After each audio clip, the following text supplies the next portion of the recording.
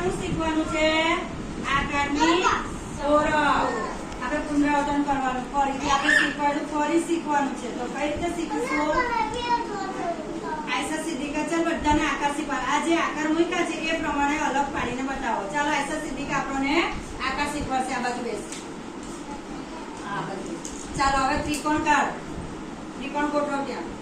ત્રિકોણ કઈ છે?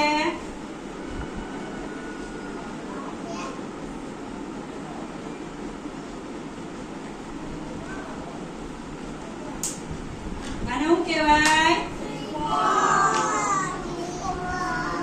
કયો આકાર કહેવાય? ચાલો એની પછી કયો આકાર છે? ચાલો હવે ચોરસ તો ગોઠવશે. ચોરસ કઈ છે?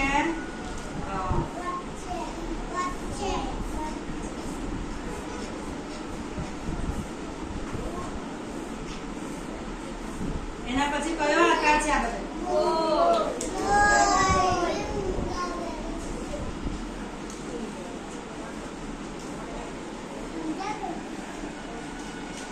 ચાલો આમાં આ કયો કલર છે?